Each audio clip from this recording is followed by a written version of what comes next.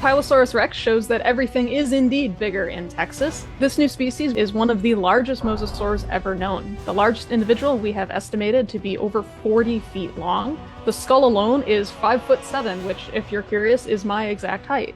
My name is Amelia Zietlow. I am a paleontologist specializing in mosasaurs. Mosasaurs were a group of completely marine lizards that lived at the very end of the late Cretaceous. Their closest living relatives include monitor lizards, snakes, and iguanas. And today I am thrilled to introduce you to Tylosaurus rex, T-Rex for short. When I was a graduate student at the American Museum of Natural History's Richard Gilder Graduate School, I was going through the fossil reptile collections, and I discovered a mosasaur that didn't look quite like the rest of them. The specimen that jumped out at me was AMNH FARB 1543. It was labeled Tylosaurus prorigor. Most of the mosasaurs that are in the collection at the American Museum are from Kansas. This one, in part, stood out to me because it was from Texas, which I had never seen before. Its teeth were actually serrated. It was quite a bit larger than most of the other Tylosaurus mosasaurs. When I brought up the specimen at the AMNH with my mentor, Mike Bolson from Texas, he had also been noticing these differences in the mosasaurs in the collections in museums in Texas. After that point, we're like, okay, something's different. Let's investigate this. Given that some of our T-Rex specimens preserve incredible brain cases, the bones that surround the brain,